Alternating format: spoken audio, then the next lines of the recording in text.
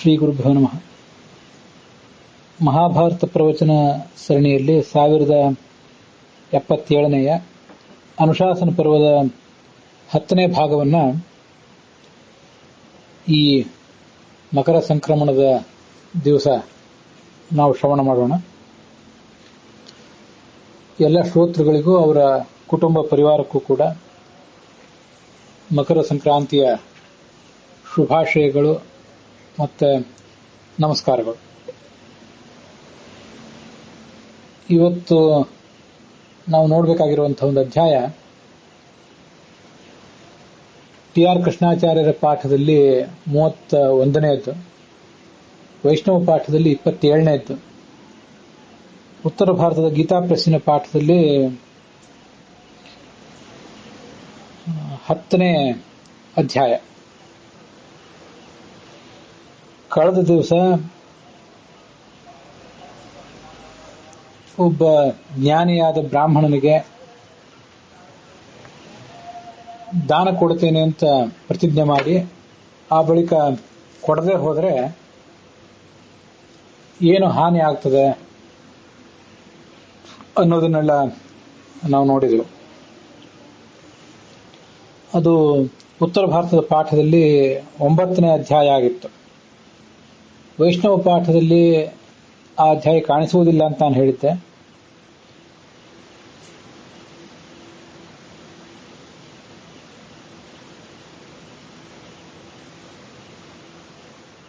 ಈ ಅಧ್ಯಾಯ ಆ ವೈಷ್ಣವ ಪಾಠದಲ್ಲಿ 26ನೇದ್ದು. ಮತ್ತೆ ಟಿ ಆರ್ ಕೃಷ್ಣಾಚಾರ್ಯರ ಪಾಠದಲ್ಲಿ ಅದು 30ನೇದ್ದು. ವಾವಿಳ್ಳೆ ರಾಮಸ್ವಾಮಿ ಶಾಸ್ತ್ರಿಗಳ ಪಾಠದಲ್ಲಿಯೂ ಕೂಡ ಈ ಅಧ್ಯಾಯ ಇದ್ದಿರಬಹುದು. ಆದರೆ ನಾನು ನೋಡ್ತಾ ಇರುವಂತಹ ಈ 4-5 ಅಧ್ಯಾಯಗಳಲ್ಲೆಲ್ಲ 4-5 ಪಾಠಗಳಲ್ಲಿ ಈ ಅಧ್ಯಾಯಗಳು ಬಹಳಷ್ಟು ಕಡೆ ಹರಡಿ ಹೋಗಿವೆ, ಬೇರೆ ಬೇರೆ ಕಡೆ ಹರಡಿ ಹೋಗಿವೆ. ಮತ್ತೆ ಪುಸ್ತಕಗಳು ಕೂಡ ಸರಿಯಾದ ರೂಪದಿಂದ ಉಪಲಬ್ಧ ಇಲ್ಲ. ಇರುವ ಕೆಲವು ಪುಸ್ತಕಗಳಿಗೆ ಪರಿವಿಡಿ ಇಲ್ಲ. ಆದ್ದರಿಂದ ಯಾವ ಅಧ್ಯಾಯ ಎಲ್ಲಿ, ಇನ್ನೊಂದು ಪುಸ್ತಕದಲ್ಲಿ ಎಷ್ಟನೇ ಸಂಖ್ಯೆಯಲ್ಲಿದೆ, ಮತ್ತೊಂದು ಪುಸ್ತಕದಲ್ಲಿ ಇನ್ಯಾವ ಸಂಖ್ಯೆಯಲ್ಲಿದೆ ಅಂತ ಅನ್ನೋದನ್ನೆಲ್ಲ ನೋಡೋದು ದೊಡ್ಡ ಸಾಹಸ ಆಗ್ತದೆ. ಆದರೂ ಸಾಧ್ಯ ಆದಷ್ಟು ಪ್ರಯತ್ನ ಮಾಡಿ ಈ ಬೇರೆ ಬೇರೆ ಪಾಠಗಳಲ್ಲಿ ಒಂದೇ ಅಧ್ಯಾಯ ಯಾವ ಭಿನ್ನ ಭಿನ್ನ ಸಂಖ್ಯೆಯಲ್ಲಿದೆ ಅಂತ ಅನ್ನೋದನ್ನ ತಮಗೆ ಹೇಳುವಂತ ಪ್ರಯತ್ನ ಮಾಡ್ತೇನೆ. ಆ ಮೂಲಕ ಪುಸ್ತಕವನ್ನು ಎದುರಿಗಿಟ್ಕೊಂಡು ನೋಡುವಂಥವರು ಅದರ ಅನುಕೂಲ ಪಡ್ಕೊಳ್ಬಹುದು ಅಂತ ನನ್ನದೊಂದು ಆಲೋಚನೆ. ಸರ್ವೇಭ್ಯಃ ಭವದ್ಭ್ಯಃ ಸಕುಟುಂಬ ಪರಿವಾರೇಭ್ಯಃ ಮಕರ ಸಂಕ್ರಾಂತಿ ನಿಮಿತ್ತಕಾಃ ಶುಭಾಶಯಾಃ ಅದ್ಯ ಇದಾನೀಂ ವ್ಯಾಹ್ರಿಯಂತೆ.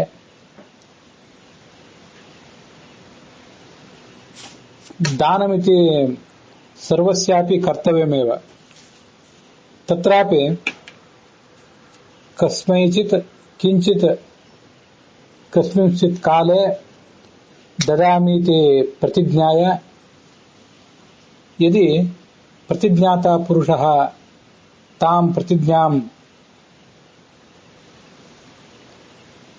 ಅತಿ ವರ್ತತೆ ಅತಿಕ್ರಮ್ಯ ಗಚ್ಚತಿ ಸತು ನೈಕವಿಧಾನಿ ಪಾಪಾನಿ ಪ್ರಾಪ್ನೋತಿ ಇತಿ ವ್ಯತೀತೆ ಅಧ್ಯಾಯೇ ಸಮಭ್ಯಧಾಯಿ.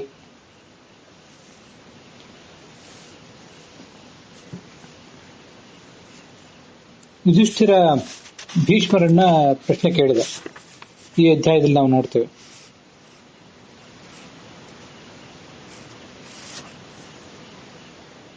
ಅನೇಕ ಬಾರಿ ಸಮಾಜದಲ್ಲಿ ನಾವು ಬದುಕುವಾಗ ಬೇರೆ ಬೇರೆ ವ್ಯಕ್ತಿಗಳ ಒಂದು ಸೌಹಾರ್ದ ಸಂಬಂಧ ನಮಗೆ ಏರ್ಪಟ್ಟಿರ್ತದೆ. ಅಂಥದ್ರಲ್ಲಿ ಜಾತಿಯಿಂದ ನಮಗಿಂತ ಕೆಳಗಿನಲ್ಲಿರುವವರಿಗೆ ನಾವು ಸೌಹಾರ್ದದಿಂದ ಏನನ್ನಾದರೂ ಉಪದೇಶ ಮಾಡಿದರೆ ಅದು ಸರಿಯೋ ತಪ್ಪೋ, ಅದು ದೋಷಕರ ಆಗ್ತದೋ ಅಥವಾ ಗುಣಕಾರಕ ಆಗ್ತದೋ ಅಂತ ಅನ್ನೋದನ್ನ ನೀನು ಹೇಳಬೇಕು. ಸೂಕ್ಷ್ಮ ಗತಿರ್ಹಿ ಧರ್ಮಸ್ಯ ಯತ್ರ ಮುಷ್ಯಂತಿ ಮಾನವಾಹ. ಧರ್ಮ ಬಹಳ ಸೂಕ್ಷ್ಮವಾದದ್ದು. ಧರ್ಮಸ್ಯ ಸೂಕ್ಷ್ಮಾಗತಿ ಅಂತ ಪ್ರಸಿದ್ಧವಾದ ನಾಣ್ಣುಡಿನೇ ಇದೆ. ಮಹಾಭಾರತವು ಅದನ್ನ ವನಪರ್ವದಲ್ಲಿ ಹೇಳಿಯೇ ಇದೆ. ಧರ್ಮ ಬಹಳ ಸೂಕ್ಷ್ಮವಾದ್ರಿಂದಲೇ ಯಾರ ಜೊತೆಗೆ ಹೇಗೆ ನಡ್ಕೋಬೇಕು ಅನ್ನೋ ವಿಷಯದಲ್ಲಿ ಮೋಹಕ್ಕೊಳಗಾಗಿ ಬಿಡ್ತಾರೆ ಪ್ರತಿಯೊಬ್ಬರು, ವಿಶೇಷತಃ ಮನುಷ್ಯರು. ಅದಕ್ಕಾಗಿ ಇದರ ಬಗ್ಗೆ ನನಗೆ ಹೇಗೆ ವರ್ತಿಸಬೇಕು ಅಂತ ಅನ್ನೋದನ್ನು ಹೇಳು ಅಂತ ಭೀಷ್ಮರು ತನ್ನೆದುರಿಗೆ ಕೂತವರನ್ನ ಯುಧಿಷ್ಠಿರ ಕೇಳಿದ.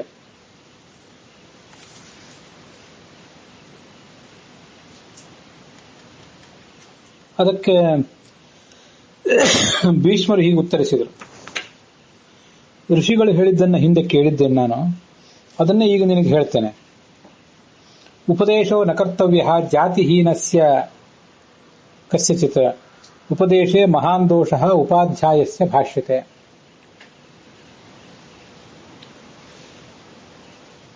ಈ ಅಧ್ಯಾಯವನ್ನ ಬಹಳ ಸಂಯಮದಿಂದ ಕೇಳಬೇಕು. ಮತ್ತೆ ಅದರಲ್ಲಿ ಏನು ವಿಮರ್ಶೆ ಇದೆ ಅಂತ ಅನ್ನೋದನ್ನು ಕೂಡ ಮುಂದೆ ನಾವು ಕೇಳೋಣ.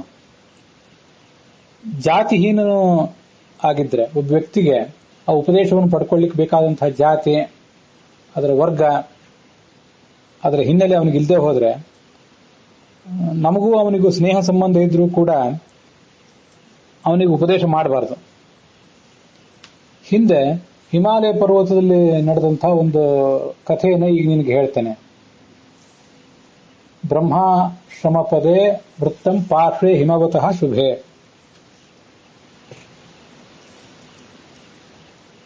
ಆ ಆಶ್ರಮದಲ್ಲಿ, ಆ ಪರಿಸರದಲ್ಲಿ ಅನೇಕ ಜನ ಋಷಿಗಳಿದ್ರು, ಯತಿಗಳಿದ್ರು.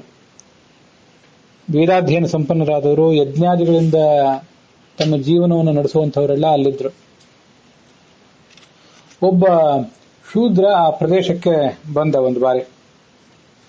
ಆ ಶೂದ್ರನು ಪರಮ ದಯಾಳವಾಗಿದ್ದ, ಧಾರ್ಮಿಕನಾಗಿದ್ದ ಅಂತ ಅವನನ್ನ ವರ್ಣಿಸ್ತಾರೆ. ಶೂದ್ರೋ ದಯಾನ್ವಿತ, ದಯೆಯಿಂದ ಕೂಡಿದ ಶೂದ್ರ ಅಲ್ಲಿಗೆ ಬಂದ ಅಂತ ಅದರ ಅಭಿಪ್ರಾಯವನ್ನು ಹೇಳ್ತಾರೆ. ತಪಸ್ವಿಗಳೆಲ್ಲ ಆ ಬಂದವನನ್ನ ಸ್ವಾಗತಿಸಿದ್ರು, ಅವನಿಗೆ ಸತ್ಕಾರ ಮಾಡಿದ್ರು. ಮುನಿಗಳು ನೋಡಿ ಬಹಳ ಸಂತೋಷ ಆಯ್ತು ಅವನಿಗೆ. ತಾನೂ ಕೂಡ ತಪಸ್ಸು ಮಾಡಬೇಕು ಅಂತ ಅಪೇಕ್ಷೆ ಪಟ್ಟ.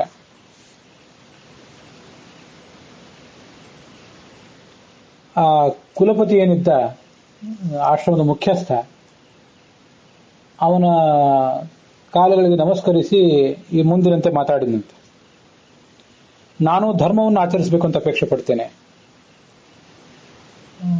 ತನ್ಮಾ ತ್ವಂ ಭಗವನ್ ವಕ್ತುಂ ಪ್ರವರಾಜಯಿತು ಅರ್ಹಸಿ. ನನಗೆ ಸನ್ಯಾಸ ದೀಕ್ಷೆಯನ್ನು ಕೊಡಿ ಅಥವಾ ಮುನಿ ದೀಕ್ಷೆಯನ್ನು ಕೊಡಿ ಅಂತ ಇಷ್ಟೇ ಅವನ ತಾತ್ಪರ್ಯ ಇದ್ದಿರಬೇಕು.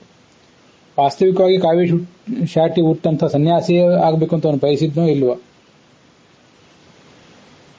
ವರ್ಣಾವರೋಹಂ ಭಗವನ್ ಶೂದ್ರ ಜಾತ್ಯಾಸ್ಮಿ ಸತ್ತಮ. ಬ್ರಾಹ್ಮಣ, ಕ್ಷತ್ರಿಯ, ವೈಶ್ಯ, ಶೂದ್ರ ಅನ್ನೋ ಈ ನಾಲ್ಕರಲ್ಲಿ ನಾನು ಶೂದ್ರನಾಗಿದ್ದೇನೆ. ಇಲ್ಲಿಯೇ ಇದ್ದು ತಮಗೆ ಸೇವಾ ಮಾಡಬೇಕು ಅಂತ ಅಪೇಕ್ಷೆ ಪಡ್ತೇನೆ. ನಶಕ್ಯಮಿಹ ಶೂದ್ರೇಣ ಲಿಂಗಮಾಶ್ರಿತ್ಯ ವರ್ತಿತಂ. ಅದಕ್ಕೆ ಆ ಕುಲಪತಿ ಈ ಮುಂದಿನಂತೆ ಅವನಿಗೆ ಮಾತು ಹೇಳಿದರು. ಶೂದ್ರನಾದವನು ಸನ್ಯಾಸಿಗಳ ಲಕ್ಷಣಗಳನ್ನ, ಸನ್ಯಾಸಿಗಳಿಗೆ ಉಚಿತವಾದಂತಹ ಆಶ್ರಮ ಧರ್ಮವನ್ನ ಸ್ವೀಕಾರ ಮಾಡಿ ಇರೋದು ಸಾಧ್ಯ ಇಲ್ಲ. ಆದರೆ ನೀನಿಲ್ಲಿದ್ದು ಧಾರ್ಮಿಕನಾಗಿದ್ದು ಶುಶ್ರೂಷ ಮಾಡಬೇಕು ಅಂತಿದ್ರೆ ಅದನ್ನು ಮಾಡಬಹುದು. ಶುಶ್ರೂಷೆಯ ಪರಾನ್ ಲೋಕಾನ್ ಆಪ್ಸಿಸಿ ತ್ವಂ ನ ಸಂಶಯ.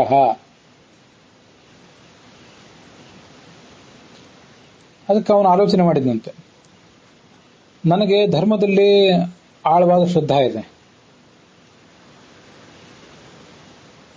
ನನಗೆ ಸನ್ಯಾಸವನ್ನ ಇವ್ರು ಯಾರೂ ಕೊಡ್ಲಿಕ್ಕೆ ತಯಾರಿಲ್ಲ. ವಿಜ್ಞಾತಮೇತದ್ಭವತು ಕರಿಷ್ಯೆ ಪ್ರಿಯಮಾತ್ಮನಃ.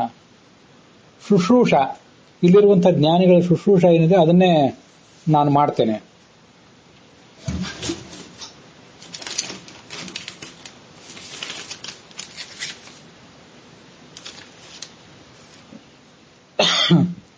ಆ ಬ್ರಹ್ಮಾಶ್ರಮ ಅಂತ ಏನಿತ್ತು ಜ್ಞಾನಿಗಳ ಆಶ್ರಮ, ಅದರ ಸಮೀಪದಲ್ಲೇ ಒಂದು ಆಶ್ರಮ ಕಟ್ಟಿಕೊಂಡೆ, ಒಂದು ಗುಡಿಸಲನ್ನು ಕಟ್ಟಿಕೊಂಡೆ. ಅಲ್ಲಿಯೇ ವ್ರತ ಅನುಷ್ಠಾನ ಇತ್ಯಾದಿಗಳನ್ನೆಲ್ಲ ಮಾಡಿದ. ತಾನು ಕೂಡ ಒಬ್ಬ ಮುನಿಯಂತೆ ಅವನು ಪುಣ್ಯಾತ್ಮನಾಗಿಬಿಟ್ಟ. ಅನೇಕ ಧರ್ಮಗಳನ್ನು ಕೂಡ ಆಚರಿಸಲಿಕ್ಕೆ ತೊಡಗಿದ.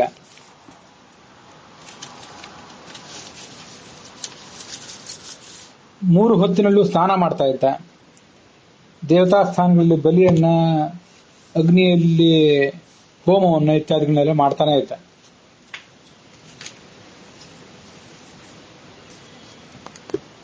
ಅಭಿಷೇಕಾಂಶ್ಚ ನಿಯಮಾನ್ ದೇವತಾಯತನೇಷು ಚ ಬಲಿಂ ಚ ಕೃತ್ವಾ ಹುತ್ವಾ ಚ ದೇವತಾಂ ಚಾಪ್ಯಪೂಜಯತ.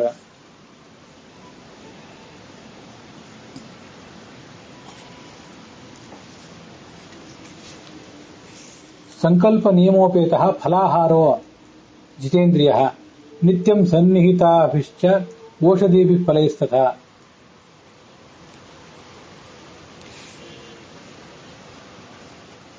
ದೀರ್ಘಕಾಲ ಹೀಗೆ ಅವನು ಕಳೆದ ಮೇಲೆ ಒಬ್ಬ ಮುನಿ ಅಲ್ಲಿಗೆ ಬಂದ ಮುನಿಯನ್ನ ಈ ಶೂದ್ರ ಯಥಾವಿಧಿಯಾಗಿ ಸತ್ಕರಿಸಿದ. ಬಂದ ಮುನಿ ಯಾತಕ್ಕಾಗಿ ಬಂದಿದ್ದಾನೆ ಅಂತೆಲ್ಲ ಕೇಳಿದ ಕೂಡ ಸತ್ಕಾರ ಆದ್ಮೇಲೆ.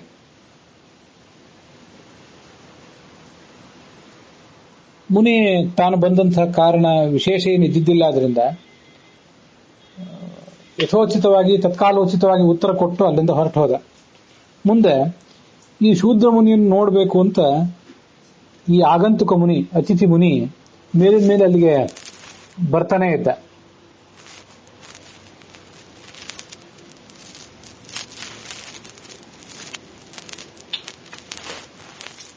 ಋಷಿ ಪರಮ ತೇಜಸ್ವಿ ಧರ್ಮಾತ್ಮ ಸಂಶಿತೋ ವೃತಃ ಏವಂ ಸುಬಹುಶಃ ತಸ್ಯ ಶೂದ್ರಸ್ಯ ಭರತರ್ಷಭ ಸಹ ಅಗಚ್ಚತ್ ಆಶ್ರಮಂ ಋಷಿ ಶೂದ್ರಂ ದೃಷ್ಟುಂ ನರರ್ಷಭ. ಮೇಲಿಂದ ನಾವು ನೋಡ್ಬೇಕು ಅಂತ ಬಂದರೇ ಬರ್ತಿದ್ದ. ಒಮ್ಮೆ ಹೀಗೆ ಬಂದಾಗ ಈ ಶೂದ್ರ ಹೇಳಿದ, ಪಿತೃಕಾರ್ಯಂ ಕರಿಷ್ಯಾಮಿ ತತ್ರ ಮೇ ಅನುಗ್ರಹಂ ಕುರು. ನಾನು ಇವತ್ತು ಪಿತೃಕಾರ್ಯವನ್ನು ಮಾಡಬೇಕು ಅಂತ ಅಪೇಕ್ಷೆ ಪಟ್ಟಿದ್ದೇನೆ. ತಂದೆ ಅಜ್ಜ ಇತ್ಯಾದಿಗಳ ಶ್ರಾದ್ದವನ್ನು ಮಾಡಬೇಕು ಅಂತ ಅಪೇಕ್ಷೆ ಪಟ್ಟಿದ್ದೀನಿ. ತಾವಿದಕ್ಕೆ ಅನುಗ್ರಹ ಮಾಡಬೇಕು. ಇದಾದ್ಮೇಲೆ ಈ ಯಜಮಾನ ಶೂದ್ರ ಮುನಿ ಇವನು ಕೂಡ ಸ್ನಾನ ಮಾಡಿದ. ಬಂದ ಋಷಿಗೆ ಅರ್ಘ್ಯ ಪಾದ್ಯ ಇತ್ಯಾದಿಗಳನ್ನು ಕೊಟ್ಟ. ಔಷಧಿಗಳು, ಫಲ ಇತ್ಯಾದಿಗಳನ್ನು ಕೊಟ್ಟ. ಮತ್ತೆ ಶ್ರಾದ್ದವನ್ನು ಮಾಡಲಿಕ್ಕೆ ಬೇಕಾದಂತ ತಯಾರಿಯನ್ನೆಲ್ಲ ಮಾಡಿಕೊಂಡ.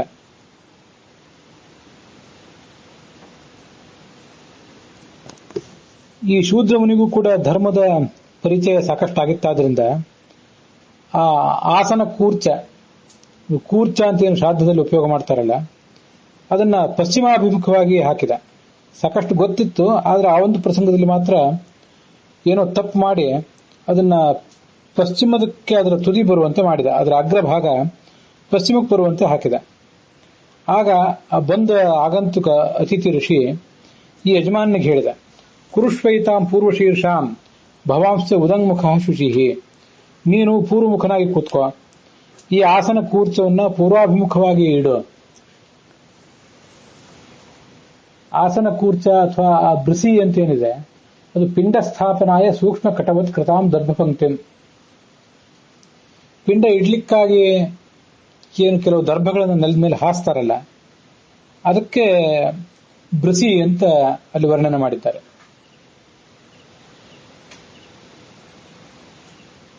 ಕೂರ್ಚ, ಆಸನ ಕೂರ್ಚ ಅಂತ ಅದನ್ನ ಅನ್ಬೇಕೋ ಬೇಡೋ ಅದು ವಿಷಯ ಬೇರೆ.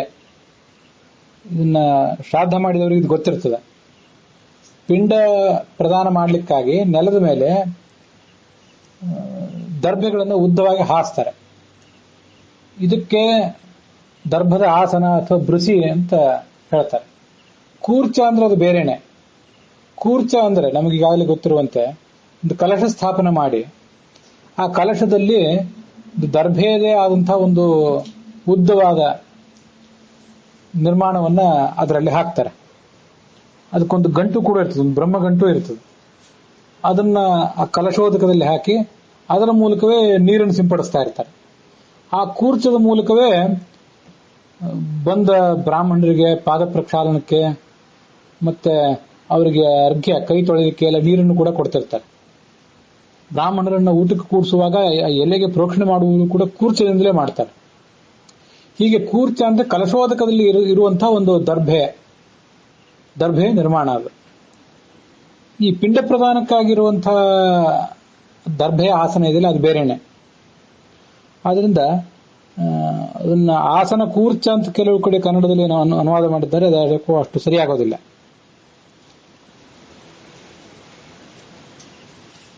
ಆಸನ ಕೂರ್ಚವನ್ನ ಪೂರ್ವಾಭಿಮುಖವಾಗಿ ಮಾಡು, ನೀನು ಉತ್ತರಾಭಿಮುಖವಾಗಿ ಕೂತ್ಕೋ ಅಂತ ಈ ಆಗಂತುಕ ಋಷಿ ಪುರೋಹಿತನಾಗಿ ಕೆಲಸ ಮಾಡ್ತಾ ಇರುವಂತವನು ಹೇಳಿದ. ಅದರಂತೆ ಆ ಯಜಮಾನ ಹಾಗೆಲ್ಲ ಮಾಡಿದ. ಶ್ರಾದ್ದ ವಿಧಿಯು ಮುಗೀತು.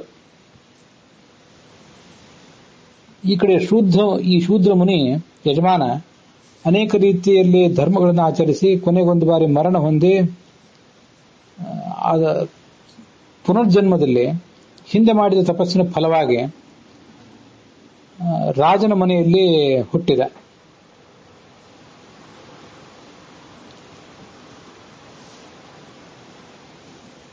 ಈ ಕಡೆ ಹಿಂದೆ ಈತ ಶೂದ್ರ ಮುನಿಯಾಗಿದ್ದಾಗ ಅವನಿಗೆ ಶ್ರಾದ್ದ ಮಾಡಿಸಿದ್ನಲ್ಲ, ಪುರೋಹಿತನಾಗಿ ಶ್ರಾದ್ದ ಮಾಡಿಸಿದಂತ ಒಬ್ಬ ಮುನಿ ಇದ್ನಲ್ಲ, ಅವನು ಮೃತನಾದ. ಅವನು ಅದೇ ರಾಜವಂಶದ ಪುರೋಹಿತರ ಕುಲದಲ್ಲಿ ಹುಟ್ಟಿದ. ಹೀಗೆ ಹಿಂದೆ ಪುರೋಹಿತನಾಗಿದ್ದವನು ಈಗಲೂ ಕೂಡ ಪುರೋಹಿತರ ಕುಲದಲ್ಲಿ ಹುಟ್ಟಿದ. ಹಿಂದೆ ಶೂದ್ರ ಮುನಿಯಾದವನು ರಾಜ ಕುಲದಲ್ಲಿ ಹುಟ್ಟಿ ರಾಜಕುಮಾರನಾದ. ವಿದ್ಯೆಗಳಲ್ಲಿ ಇಬ್ಬರು ಕೂಡ ಮಹಾಕುಶಲರಾದರು. ಅನೇಕ ಶಾಸ್ತ್ರಗಳನ್ನು ಅಧ್ಯಯನ ಮಾಡಿದಂಥವರಾಗಿದ್ದರು. ತಮ್ಮ ತಮ್ಮ ಕ್ಷೇತ್ರಗಳಲ್ಲಿ ಪರಿಣತರು ಕೂಡ ಆಗಿದ್ರು. ಪುರೋಹಿತರ ವಂಶದಲ್ಲಿದ್ದಂತಹ ಋಷಿ ಅಥರ್ವ ವೇದೇ ಚ ಬಭೂವ ಋಷಿ ಸುನಿಷ್ಠಿತಃ ಕಲ್ಪ ಪ್ರಯೋಗೇ ಚೋತ್ಪನ್ನೇ ಜ್ಯೋತಿಷೇ ಚ ಪರಂಗತಃ ಸಾಂಖ್ಯೇ ಚೈವ ಪರಾ ಪ್ರೀತಿ ತಸ್ಯ ಚೈವಂ ವ್ಯವರ್ಧತ. ಜ್ಯೋತಿಷ್ಶಾಸ್ತ್ರ, ಧರ್ಮಶಾಸ್ತ್ರ ಇದರಲ್ಲೆಲ್ಲ ಅವನಿಗೆ ಪಾರಂಗತಿ ಇತ್ತು. ಮತ್ತೆ ತತ್ವಶಾಸ್ತ್ರದಲ್ಲೂ ಕೂಡ ಅವನು ಪರಿಣತನಾಗಿದ್ದ. ಕಾಲಕ್ರಮೇಣ ದೇಶದ ರಾಜ ಮೃತ ಆದ. ಮುಂದೆ ಮಂತ್ರಿಗಳು ಪ್ರಜೆಗಳೆಲ್ಲ ಸೇರಿ ರಾಜಕುಮಾರನಿಗೆ ಪಟ್ಟಾಭಿಷೇಕ ಮಾಡಿದ್ರು. ಈ ರಾಜಕುಮಾರ ರಾಜನಾಗಿ ಪಟ್ಟಾಭಿಷಿಕ್ತನಾದಾಗ ಈ ಪುರೋಹಿತನ ಮಗ ಏನಿದ್ನಲ್ಲ, ಆ ಎಳೆ ಹುಡುಗ, ಅವನು ಕೂಡ ಪುರೋಹಿತನಾಗಿ, ರಾಜ ಪುರೋಹಿತನಾಗಿ ಅಧಿಕಾರ ಸ್ವೀಕರಿಸಿದ. ಹೀಗೆ ಅವರಿಬ್ಬರು ಜೊತೆಯಾಗಿ ಆ ಧರ್ಮವನ್ನ ಆಚರಿಸಲಿಕ್ಕೆ ತೊಡಗಿದ್ರು. ಪುರೋಹಿತ ಅರಮನೆಗೆ ಬಂದು ಪ್ರತಿನಿತ್ಯವೂ ಕೂಡ ಪುಣ್ಯಾಹವಚನ ಮೊದಲಾದನ್ನು ಮಾಡಿಸ್ತಾ ಇದ್ದಾಗ ರಾಜ ಪುರೋಹಿತರು ಇಬ್ರು ಜೊತೆಗಿದ್ದಾಗ ರಾಜ ಆ ಪುರೋಹಿತನ ನೋಡಿ ಮೇಲಿದ ಮೇಲೆ ನಗ್ತಾ ಇದ್ದ.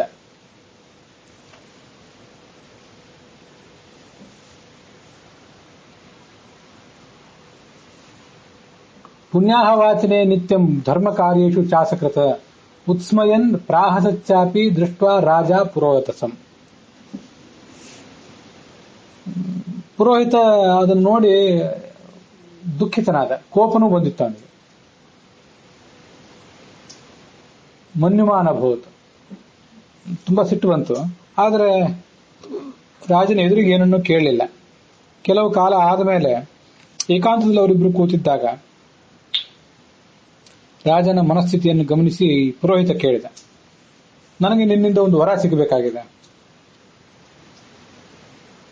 ಅದಕ್ಕೆ ರಾಜ ಹೇಳಿದ, ಒಂದು ವರ ಯಾಕೆ, 100 ವರಗಳನ್ನಾದರೂ ಕೊಡು, ನಾನು ಕೊಡ್ತೇನೆ ನಿನಗೆ. ಸ್ನೇಹ, ಗೌರವ ಇತ್ಯಾದಿ ಕಾರಣದಿಂದ ನೀನು ಏನು ಕೇಳಿದ್ರೂ ಕೊಡಬೇಕಾದಂತಹ ಧರ್ಮವೇ ನನ್ನದಾಗಿದೆ. ಅದಕ್ಕೆ ಆ ಬ್ರಾಹ್ಮಣ ಹೇಳಿದ, ಒಂದೇ ಒಂದು ವರ ಸಾಕು, ಏನು ಸತ್ಯವೋ ಅದನ್ನೇ ಹೇಳಬೇಕು, ಸುಳ್ಳು ಹೇಳಬಾರ್ದು. ಯದಿ ಜ್ಞಾಸ್ಯಾಮಿ ವಕ್ಷ್ಯಾಮಿ ಅಜಾನನ್ ನತು ಸಂವದೆ. ವಿಷಯ ನನಗೆ ತಿಳಿದಿದ್ರೆ ಹೇಳ್ತೇನೆ ಅಂದ ರಾಜ. ತಿಳಿದೇ ಇದ್ರೆ ಏನನ್ನೂ ಹೇಳಲಿಕ್ಕಾಗೋದಿಲ್ಲ, ತಿಳಿದಿದ್ರೆ ಖಂಡಿತವಾಗಿಯೂ ಹೇಳ್ತೇನೆ. ಪುಣ್ಯಾಹವಾಚನೆ ನಿತ್ಯಂ ಧರ್ಮಕೃತ್ಯೇಷು ಚಾಸಕೃತ. ನಿತ್ಯ ನಾನು ಪುಣ್ಯಾಹವಚನ ಮಾಡುವಾಗ, ಅನೇಕ ರೀತಿ ಧರ್ಮ ಕಾರ್ಯಗಳನ್ನೆಲ್ಲ ಪುರೋಹಿತನಾಗಿ ನಿನಗೆ ಮಾಡಿಕೊಡುವಾಗ ನೀನು ನನ್ನನ್ನು ನೋಡಿ ನಗ್ತಾ ಇದ್ದೆ. ಸೌರೀಡಂವೇ ಭವತಿ ಮೇ. ನೀನು ಹಾಗೆ ನನ್ನನ್ನು ನಕ್ಕಿದ್ದನ್ನ ನೋಡಿದ್ರೆ ನನಗೆ ನನ್ನ ಮನಸ್ಸಿಗೆ ತುಂಬಾ ನಾಚಿಕೆ ಆಗ್ತದೆ.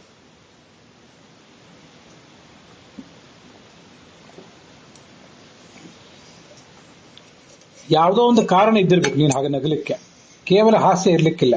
ಇದನ್ನ ನೀನು ನನಗೆ ಹೇಳಬೇಕು, ಸುಳ್ಳು ಹೇಳಬಾರ್ದು. ಅದಕ್ಕೆ ರಾಜಕುಮಾರ ಹೇಳಿದ, ಹಾಗಾದ್ರೆ ನೀನು ಕೇಳುವುದನ್ನು ಹೇಳ್ತೇನೆ, ಏಕಾಗ್ರಚಿತ್ತನಾಗಿ ಕೇಳು.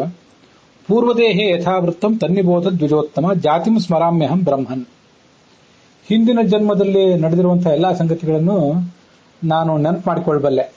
ನನಗೆ ಹಿಂದಿನ ಜನ್ಮದ ಸ್ಮರಣ ಶಕ್ತಿ ಇದೆ.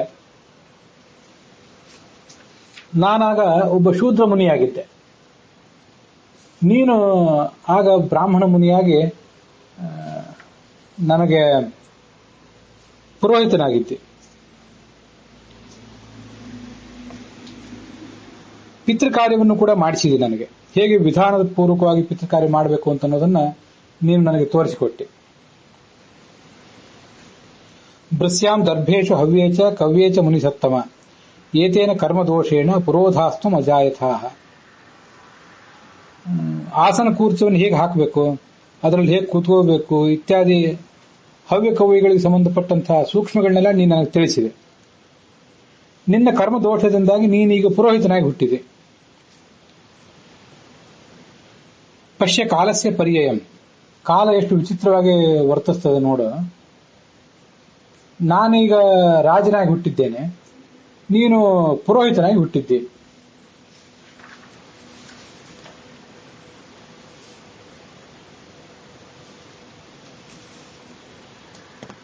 ಹೀಗೆ ಕರ್ಮದೋಷದ ಕಾರಣದಿಂದಾಗಿ ನೀನು ಪುರೋಹಿತನಾಗಿ ಹುಟ್ಟಿರುವುದನ್ನು ನೋಡಿ ನನಗೆ ನಗು ಬರ್ತದೆ ಅಷ್ಟೇ. ವಸ್ತುತಃ ನಿನ್ನನ್ನು ಅಪಮಾನಿಸಬೇಕು ಅಂತ ನನಗೇನು ಉದ್ದೇಶ ಇಲ್ಲ. ಗುರುರ್ ಭವಾನ್, ನೀನು ನನ್ನ ಗುರುವಾಗಿದ್ದೆ. ಈ ವೈಪರೀತ್ಯದಿಂದಾಗಿ ನನ್ನ ಮನಸ್ಸಿಗೆ ಬಹಳ ದುಃಖ ಆಗಿದೆ. ವಿಪರ್ಯಯೇಣ ಮೇ ಮನ್ಯುಹು.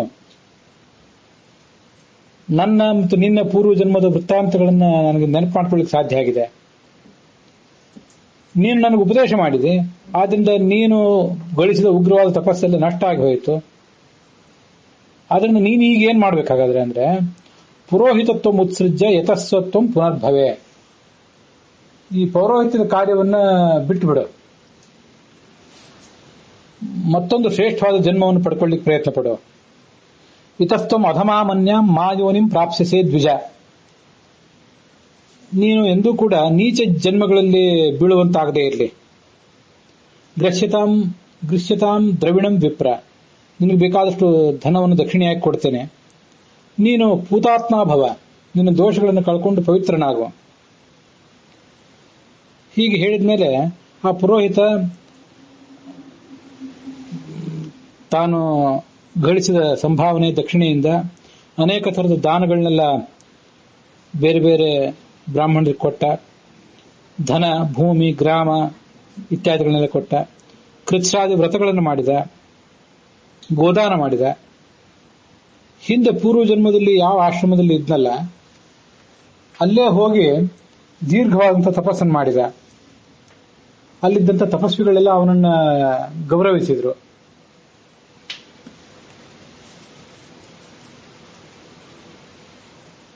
ತಮೇವ ಚ ಆಶ್ರಮಂ ಗತ್ವಾ ಚಚಾರ ವಿಪುಲಂ ತಪಃ ಸಮ್ಮತಶ್ಚ ಭವತ್ ಆಶ್ರಮ ವಾಸಿನಾಂ. ಭೀಷ್ಮರು ಯುಧಿಷ್ಠಿರನಿಗೆ ಕಥೆಯನ್ನು ಹೇಳಿದ್ರು. ಶೂದ್ರನಿಗೆ ಉಪದೇಶ ಮಾಡಿದ ಕಾರಣದಿಂದಾಗಿ ತನ್ನ ತಪಸ್ಸಿನ ಫಲವನ್ನು ಕಳ್ಕೊಂಡು ಮಹಾ ಕಷ್ಟ ಪಡ್ಕೊಂಡ. ಆದ್ರಿಂದ ಬ್ರಾಹ್ಮಣನಾದವನು ಹೀನವರ್ಣದವರಿಗೆ ಉಪದೇಶ ಮಾಡಬಾರದು. ಬ್ರಾಹ್ಮಣ, ಕ್ಷತ್ರಿಯ ಮತ್ತು ವೈಶ್ಯ ಈ ಮೂವರಿಗೆ ದ್ವಿಜ ಅಂತ ಹೇಳ್ತಾರೆ. ಅವರಿಗೆ ಉಪದೇಶ ಮಾಡಬಹುದು. ಬ್ರಾಹ್ಮಣ, ಕ್ಷತ್ರಿಯ, ವೈಶ್ಯ, ಶೂದ್ರ ಅಂತ ಈ ನಾಲ್ಕರದಲ್ಲಿ ಬ್ರಾಹ್ಮಣ, ಕ್ಷತ್ರಿಯ ಮತ್ತು ವೈಶ್ಯ ಈ ಮೂವರಿಗೆ ಉಪನಯನಾದಿಗಳನ್ನ ಮಾಡ್ತಾರೆ.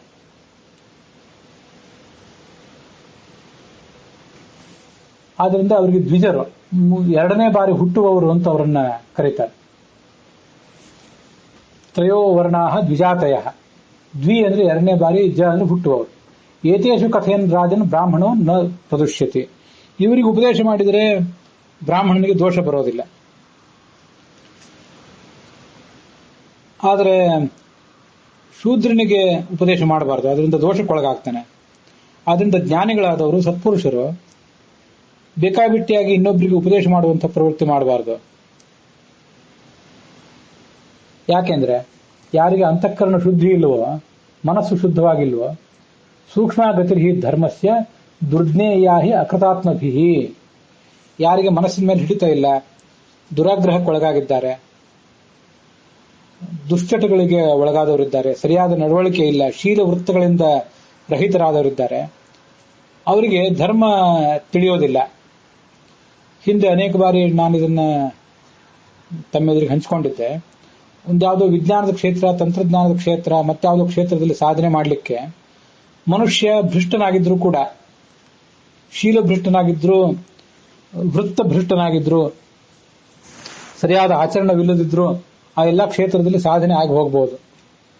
ಆದರೆ ಯಾರಿಗೆ ಸರಿಯಾದಂತಹ ಆಚರಣೆ ಮೊದಲಾದದ್ದಿಲ್ಲ, ಅವರು ಧರ್ಮದ ಕ್ಷೇತ್ರದಲ್ಲಿ, ತತ್ವಜ್ಞಾನದ ಕ್ಷೇತ್ರದಲ್ಲಿ ಏನನ್ನೂ ಸಾಧನೆ ಮಾಡ್ಕೊಳ್ಳಿಕ್ಕೆ ಅವರಿಗೆ ಸಾಧ್ಯ ಆಗೋದಿಲ್ಲ. ಅದಕ್ಕಾಗಿ ಅಂತರಂಗ ಶುದ್ಧಿ ಅಂತನ್ನೋದು ಬಹಳ ಮುಖ್ಯ.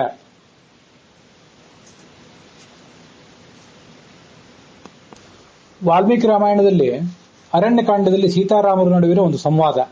ಅಯಂ ಧರ್ಮ ಸುಸೂಕ್ಷ್ಮೇಣ ವಿಧಿನ ಪ್ರಾಪ್ಯತೆ ಮಹಾನ್. ಬಹಳ ಸೂಕ್ಷ್ಮವಾದಂತಹ ಧರ್ಮಾಚರಣೆ ಎಂದರೆ ಧರ್ಮ ಸೂಕ್ಷ್ಮವನ್ನು ನಾವು ತಿಳಿಲಿಕ್ಕೆ ಸಾಧ್ಯ. ನಿವೃತ್ತೇನ ಚ ಶಕ್ಯೋಯಂ ವ್ಯಸನಾತ್ ಕಾಮಜಾದಿಹ. ಕಾಮದ ಮೂಲಕವಾಗಿ ಯಾರು ವ್ಯಸನಗಳಿಗೆ, ದುರಭ್ಯಾಸಗಳಿಗೆ ಬಲಿಯಾಗಿರ್ತಾರೆ ಅವರಿಗೆ ಧರ್ಮ ತಿಳಿಯೋದಿಲ್ಲ. ತ್ರೀಣ್ಯೇವ ವ್ಯಸನಾನ್ಯತ್ರ ಕಾಮಜಾನಿ ಭವಂತ್ಯುತ.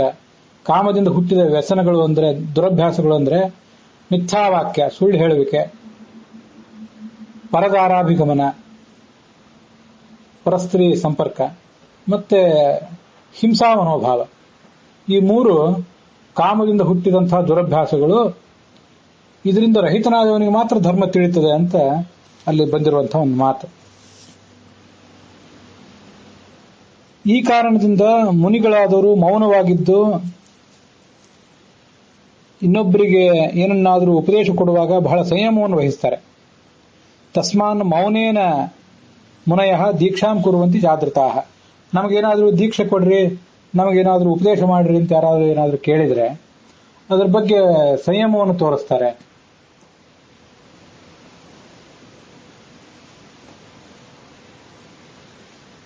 ದುರುಕ್ತಸ್ಯ ಭಯಾತ್. ಯಾಕೆಂದ್ರೆ ಉಪದೇಶ ಮಾಡಲಿಕ್ಕೆ ಅಂತ ನಾವು ಹೊರಟಾಗ ನಮ್ಮ ಬಾಯಿಯಿಂದ ಏನಾದರೂ ಕೆಟ್ಟ ಮಾತು ಬರಬಹುದು. ನ ಆಭಾಷಂತೇಚ ಕಿಂಚನ. ಹೆಚ್ಚು ಮಾತೇ ಆಡೋದಿಲ್ಲ ಜ್ಞಾನಿಗಳಾದವರು. ಇವು ಇಲ್ಲಿ ಬಂದಿರೋ ಮಾತುಗಳನ್ನ ಬಹಳ ಎಚ್ಚರಿಕೆಯಿಂದ ಗಮನಿಸಬೇಕು ನಾವು.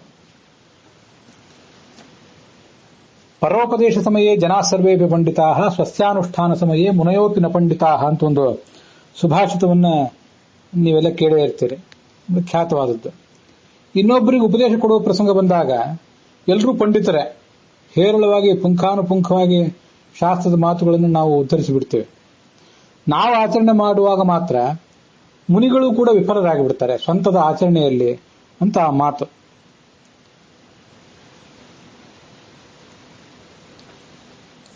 ಇನ್ನೊಬ್ರು ಏನನ್ನಾದ್ರೂ ಉಪದೇಶ ಕೊಡ್ರಿ ಅಂತ ಕೇಳಿದಾಗ, ಕಾಲಿಗೆ ಎರಗಿದಾಗ, ನಮಗೆ ನಾವೊಬ್ರು ಮಹಾತ್ಮರು, ನಮ್ಮನ್ನು ಜನ ಗೌರವಿಸುತ್ತಿದ್ದಾರೆ, ದೊಡ್ಡ ಜ್ಞಾನಿಗಳು ನಾವು ಅಂತ ಭ್ರಮೆ ತಲೆಗೇರಿ ಏನನ್ನಾದ್ರೂ ಉಪದೇಶ ಮಾಡಲಿಕ್ಕೆ ಕೂಡಲೇ ಪ್ರವೃತ್ತಿ ಮಾಡಿಬಿಡ್ತೀವಿ. ಅನೇಕ ಬಾರಿ ಯಾರು ಏನು ಕೇಳದೇ ಇದ್ರೂ ಉಪದೇಶ ಮಾಡ್ತಿರ್ತೇವೆ ನಾವು. ಹಾಗೆಲ್ಲ ಉಪದೇಶ ಮಾಡುವಾಗ ನಮಗಿರಬೇಕಾದ ಎಚ್ಚರ ಏನು? ದುರುಕ್ತಸ್ಯ ಭಯಾತ್. ಏನಾದರೂ ತಪ್ಪು ಮಾತು ಬಾಯಿಂದ ನಮ್ಮಿಂದ ಬರಬಹುದು. ಹಾಗಿರುವಾಗ ನಾವು ಉಪದೇಶ ಮಾಡುವುದರಲ್ಲಿ ಬಹಳ ಒಂದು ಸಂಯಮವನ್ನು ವಹಿಸಬೇಕು.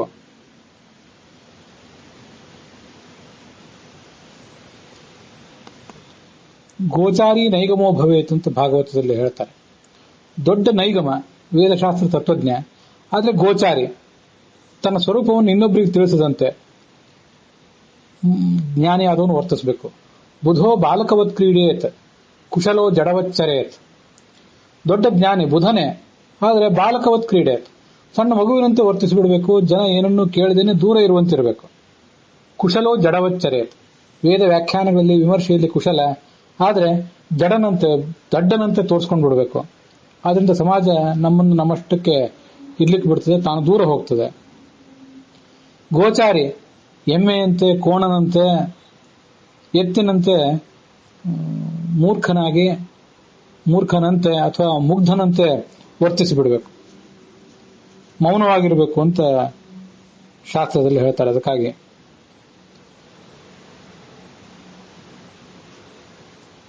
ಬೇಕಾಷ್ಟು ನಾವು ಧಾರ್ಮಿಕರಾಗಿದ್ದೀವಿ, ಗುಣಸಂಪನ್ನರಾಗಿದ್ದೀವಿ, ಸತ್ಯ ಪ್ರಾಮಾಣಿಕತನ ಮೊದಲಾದ ಗುಣಗಳಿಂದ ಕೂಡಿದ್ದೀವಿ. ದುರುಕ್ತವಾಚ ಅಭಿಹಿತೈ, ಶಾಸ್ತ್ರ ನಿಷಿದ್ಧವಾದ ಅನುಚಿತವಾದ ಮಾತುಗಳನ್ನು ಆಡುವ ಮೂಲಕ ನಮಗೆ ಪಾಪ ಬರುವ ಸಾಧ್ಯತೆ ಇದೆ. ಉಪದೇಶೋ ನ ಕರ್ತವ್ಯ ಕದಾಚಿದಪಿ ಕಸ್ಯಚಿತ್. ಬ್ರಾಹ್ಮಣನಾದವನು ಯಾರಿಗೂ ಯಾವತ್ತೂ ಉಪದೇಶ ಮಾಡಬಾರದು. ಬರೀ ಶೂದ್ರನಿಗೂ ಉಪದೇಶ ಮಾಡಬಾರ್ದು ಅಂತಲ್ಲ, ಕ್ಷತ್ರಿಯ ವೈಶ್ಯರಿಗೂ ಬ್ರಾಹ್ಮಣರಿಗೂ ಉಪದೇಶ ಮಾಡಲಿಕ್ಕೆ ಹೋಗಬಾರದು.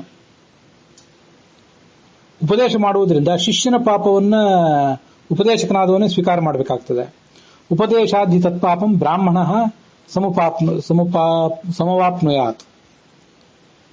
ನಾವು ಅಯೋಗ್ಯರಿಗೆ ಉಪದೇಶ ಮಾಡುವ ಪ್ರಸಂಗ ಬಂದರೆ, ಅಥವಾ ಯೋಗ್ಯರಿಗಾದರೂ ಕೂಡ ನಾವು ಉಪದೇಶ ಮಾಡುವಾಗ ನಾವೇ ತಪ್ಪಿ ನಡೆದರೆ, ತಪ್ಪನ್ನು ಉಪದೇಶಿಸಿದರೆ, ಮತ್ತೆ ಉಪದೇಶ ಮಾಡಿದಂತೆ ನಾವು ನಡ್ಕೊಳ್ಳದೆ ಹೋದರೆ ಅದರಿಂದ ನಮಗೆ ಪಾಪ ಬರ್ತದೆ.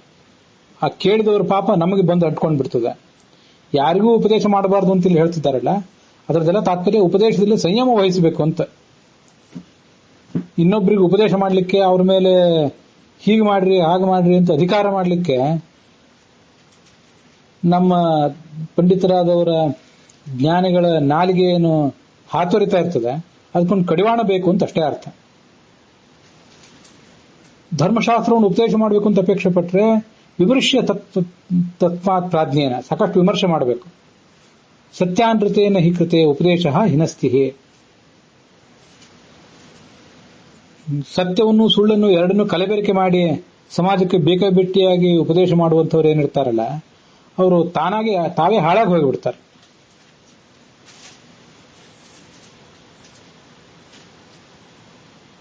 ವಕ್ತವ್ಯಮಿಹ ಪೃಷ್ಟೇನ ವಿನಿಶ್ಚಿತ್ಯ ವಿನಿಶ್ಚಯಂ.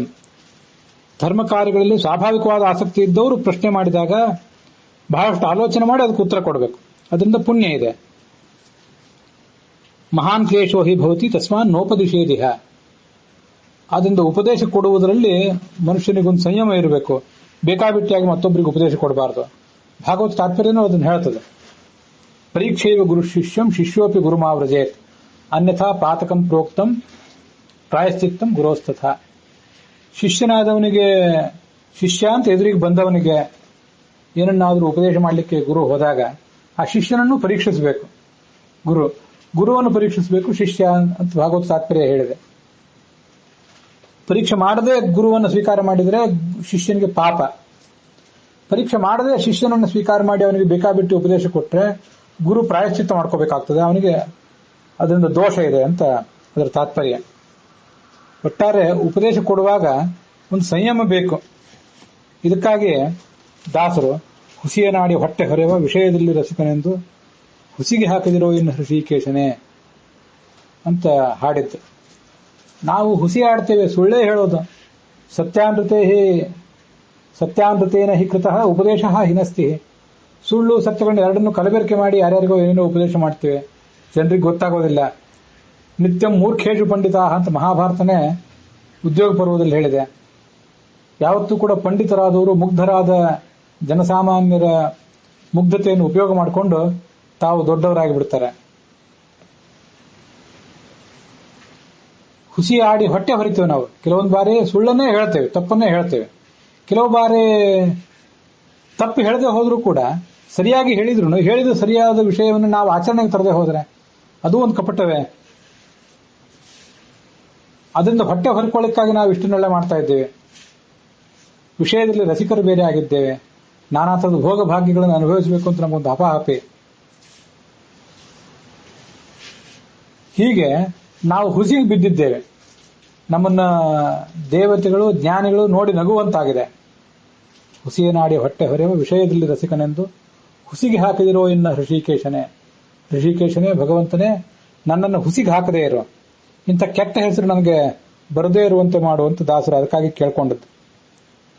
ಉಪದೇಶ ಕೊಡುವಾಗ ಅಂತ ಒಂದು ಸಂಯಮ ಇರಬೇಕು. ಉಪದೇಶ ಕೊಡುವ ಯೋಗ್ಯತೆ ನನಗಿದೆಯಾ, ಈ ವಿಷಯವನ್ನ ಸರಿಯಾಗಿ ನಾನು ತಿಳ್ಕೊಂಡಿದ್ದೇನಾ, ಸರಿಯಾಗಿ ಆಚರಿಸಿದ್ದೇನಾ ಅಂತ ಮನುಷ್ಯ ಆಲೋಚನೆ ಮಾಡಬೇಕು ಅಂತ ಅದು ತಾತ್ಪರ್ಯ. ಇದಿಷ್ಟು ಉಪದೇಶ ಮಾಡುವವನು ತಿಳ್ಕೊಳ್ಬೇಕಾದ ಸಂಗತಿಗಳು. ಶೂದ್ರರಿಗೆ ಉಪದೇಶ ಮಾಡಬಾರ್ದು ಅಂತ ಇಲ್ಲಿ ಬಂತಲ್ಲ, ಈ ಅಧ್ಯಾಯವನ್ನ ಯಥಾವತ್ತಾಗಿ ಎಲ್ಲ ಕಡೆ ಅನ್ವಯಿಸಿ ನೋಡಬಾರದು. ಬ್ರಾಹ್ಮಣ ಕ್ಷತ್ರಿಯ ವೈಶ್ಯರಲ್ಲದೆ ಶೂದ್ರರು ಕೂಡ ಶ್ರಾದ್ದ ಮಾಡೋದು, ಹಿಟ್ಟಿನ ಪಿಂಡದಿಂದ ಶ್ರಾದ್ದ ಮಾಡೋದು, ಅವರಿಗೂ ಕೂಡ ವಿಧಾನ ಇದ್ದೇ ಇದೆ. ಧರ್ಮಶಾಸ್ತ್ರದಲ್ಲಿ ಅದರ ವಿಧಾನ ಇದೆ. ಅನೇಕ ಜನ ಶೂದ್ರರಾದವರು ಕೂಡ ಅಂಥ ಶ್ರಾದ್ದಾದಿಗಳನ್ನು ಮಾಡ್ತಾರೆ. ಹಿಟ್ಟಿನ ಪಿಂಡದಿಂದ ಯಾಕೆ ಮಾಡ್ತಾರೆ ಅಂದ್ರೆ, ಬ್ರಾಹ್ಮಣರಿಗೆ ಅನ್ನ ಅಂತ ಅನ್ನೋದು ಪ್ರಧಾನವಾದ ಆಹಾರ, ಶೂದ್ರಾದಿಗಳಿಗೆ ಹಿಟ್ಟು ಅಂತ ಅನ್ನೋದು ಪ್ರಧಾನ ಆಹಾರ. ಆದ್ರಿಂದ ಯಾರಿಗೆ ಯಾವುದು ಪ್ರಧಾನ ಆಹಾರವೋ ಅದರಿಂದ ಶ್ರಾದ್ದ ಅಂತ ಇಷ್ಟೇ ನಿಯಮ. ಅದರಿಂದ ಶ್ರಾದ್ದ ಮಾಡಿಸಬಾರದು ಅಂತಲ್ಲ. ಈ ಒಂದು ಪ್ರಸಂಗದಲ್ಲಿ ಯಾವ ಕಾರಣಕ್ಕಾಗಿ ಆ ಪುರೋಹಿತ ಶೂದ್ರ ಮುನಿಗೆ, ಶೂದ್ರನಾದ ಯಜಮಾನನಿಗೆ ಏನನ್ನು ಹೇಳಿಕೊಟ್ಟ, ಆ ಹೇಳಿಕೊಳ್ಳುವಾಗ ಆತ ವೈಯಕ್ತಿಕವಾಗಿ ಅದಕ್ಕೆ ಯೋಗ್ಯನಾಗಿದ್ನೇ ಇಲ್ವೇ ಅಂತನ್ನೋದು ಪೂರ್ಣವಾಗಿ ಈ ಕಥೆಯಲ್ಲಿ, ಈಗ ಬರುವ ಅಧ್ಯಾಯದಲ್ಲಿ ಸ್ಪಷ್ಟ ಇಲ್ಲ. ಅನೇಕ ಕಡೆ ನಾನು ಅದನ್ನೇ ಆಲೋಚನೆ ಮಾಡ್ತೇನೆ, ತಮ್ಮ ಎದುರಿಗೆ ಹೇಳ್ಕೊಂಡಿದ್ದೇನೆ. ಯಾರೋ ಒಬ್ಬರಿಗೆ ಸಂಬಂಧಪಟ್ಟದ್ದನ್ನ ಎಲ್ರಿಗೂ ಸಂಬಂಧಪಟ್ಟದ್ದಿರುವಂತೆ ಹೇಳಿಬಿಡ್ತಿರ್ತಾರೆ ಶಾಸ್ತ್ರದಲ್ಲಿ. ಎಲ್ರಿಗೂ ಸಂಬಂಧಪಟ್ಟ ವಿಷಯವನ್ನ ಯಾರೋ ಒಬ್ಬರಿಗೆ ಸಂಬಂಧಪಟ್ಟದ್ದು ಅನ್ನುವಂತೆ ಹೇಳಿಬಿಡ್ತಾರೆ. ಅದೇ ಉದಾಹರಣೆ, ಮಕ್ಕಳಿಲ್ಲದೆ ಇದ್ದವರಿಗೆ ಸದ್ಗತಿ ಆಗೋದಿಲ್ಲ ಅನ್ನುವಂಥ ಮಾತು, ಅದು ಯಾರೋ ಒಬ್ಬರಿಗೆ ಸಂಬಂಧಪಟ್ಟದ್ದು. ಎಲ್ರಿಗೂ ಸಂಬಂಧಪಟ್ಟಂತೆ ಅದನ್ನು ಹೇಳಿ ಭ್ರಮೆಗೆ ಕಾರಣ ಆಗುವಂತೆ, ಸರಿಯಾದ ತಿಳುವಳಿಕೆ ಇಲ್ಲದೆ ಇದ್ದವರು, ವಿಮರ್ಶಾಶಕ್ತಿ ಇಲ್ಲದೆ ಇದ್ದವರು ಭ್ರಮೆಗೆ ಬೀಳುವಂತೆ ಮಾಡ್ತಾರೆ ಶಾಸ್ತ್ರ. ಆದ್ರಿಂದ ಇಲ್ಲಿ ಬರುವ ಈ ಮಾತು ನಿರ್ದಿಷ್ಟವಾಗಿ ಆ ಶೂದ್ರ ಯಜಮಾನನಿಗೆ ಮಾತ್ರ ಸಂಬಂಧಪಟ್ಟದ್ದಿರಬೇಕು. ಅವನ ಹಿನ್ನೆಲೆ ಏನೋ ಆ ಥರ ಇತ್ತಷ್ಟೇ. ಅದು ಬಿಟ್ಟು ಬೇರೆ ಪ್ರಸಂಗದಲ್ಲಿ ಶೂದ್ರರಾದವರಿಗೆ ಅವರಿಗೆ ಉಚಿತವಾದಂತಹ ಉಪದೇಶಾದಿಗಳನ್ನ, ಅವರಿಗೆ ಪೌರೋಹಿತ್ಯವನ್ನು ಮಾಡಿಸಬಾರದು ಅಂತ ಶಾಸ್ತ್ರದಲ್ಲೂ ಹೇಳೋದಿಲ್ಲ. ಅವರಿಗೂ ಉಚಿತವಾದ ರೀತಿಯಲ್ಲಿ ಪೌರೋಹಿತ್ಯಾದಿಗಳನ್ನು ಮಾಡಿಸಿ ಅವರ ಧರ್ಮ ಕಾರ್ಯದಲ್ಲಿ ಅವರನ್ನು ತೊಡಗಿಸಬೇಕು. ಹಾಗೇನೆ ಅವರಿಗೆ ಪಿಷ್ಟಪಿಂಡದಿಂದ ಶ್ರಾದ್ದವನ್ನು ಕೂಡ ಮಾಡಿಸಬೇಕು ಅಂತಲೇ ವಿಧಾನ ಇದೆ. ಆದ್ರಿಂದ ಇಲ್ಲಿ ಬರುವಂತಹ ಈ ಅಧ್ಯಾಯ ಶೂದ್ರನಾದವನಿಗೆ ಉಪದೇಶ ಮಾಡಬಾರದು ಅಂತ ಹೇಳಿರುವ ಮಾತೇನಿದೆ ಅದು ಸಾರ್ವತ್ರಿಕವಾದ್ದಲ್ಲ ಅನ್ನುವಂತಹ ಒಂದು ಎಚ್ಚರಿಕೆ ಇರಬೇಕು, ಹೇಳುವವರಿಗೂ ಮತ್ತು ಕೇಳುವವರಿಗೂ ಕೂಡ. ಎಲ್ಲಕ್ಕಿಂತ ಮುಖ್ಯವಾಗಿ ಉಪದೇಶ ಮಾಡುವಾಗ ಇರಬೇಕಾದ ಸಂಯಮ, ಎಚ್ಚರಿಕೆ, ನನಗೆ ಆ ಶಕ್ತಿ ಇದೆಯೋ ಇಲ್ಲೋ ಅನ್ನುವ ಆತ್ಮ ಅವಮರ್ಶ, ನಾನು ಅದನ್ನು ಆಚರಣೆಗೆ ತಂದಿದ್ದೇನೋ ಇಲ್ಲವೋ ಅನ್ನುವಂತಹ ಒಂದು ಕಳಕಳಿ, ಇದೆಲ್ಲವೂ ಕೂಡ ಉಪದೇಶಕರ್ತೃವಿಗೆ ಇರಬೇಕು ಅಂತ ನಾವು ಈ ಅಧ್ಯಾಯವನ್ನು ಸ್ವೀಕಾರ ಮಾಡಬೇಕು. ಅಧ್ಯಾಯ ಇಲ್ಲಿಗೆ ಸಮಾಪ್ತವಾಗಿದೆ. ಟಿ.ಆರ್. ಕೃಷ್ಣಾಚಾರ್ಯರ ಪಾಠದಲ್ಲಿ 31ನೇ ಅಧ್ಯಾಯ ಇಲ್ಲಿಗೆ ಸಮಾಪ್ತವಾಗಿದೆ. ವೈಷ್ಣವ ಪಾಠದಲ್ಲಿ 27ನೇ ಅಧ್ಯಾಯ ಸಮಾಪ್ತವಾಗಿದೆ. ಉತ್ತರ ಭಾರತದ ಗೀತಾ ಪ್ರಶ್ನೆ ಪಾಠದಲ್ಲಿ 10ನೇ ಅಧ್ಯಾಯ ಸಮಾಪ್ತವಾಗಿದೆ. ಇವತ್ತಿನ ಭಾಗವು ಕೂಡ ಇಲ್ಲಿಗೆ ಮುಕ್ತಾಯ ಕಂಡಿದೆ. ಹುಸಿಯ ನಾಡಿ ಹೊಟ್ಟೆ ಹೊರೆವ ವಿಷಯದಲ್ಲಿ ರಸಿಕನೆಂದು ಹುಸಿಗೆ ಹಾಕಿದಿರೋ ಎನ್ನು ಋಷಿಕೇಶನೇ, ಈಶನಿನ್ನ ಚರಣ ಭಜನೆ ಆಸೆಯಿಂದ ಮಾಡುವೆ, ದೋಷ ರಾಶಿ ನಾಶ ಮಾಡು ಶ್ರೀಶಕೇಶವ. ಶ್ರೀಕೃಷ್ಣಾರ್ಪಣ ವಸ್ತು.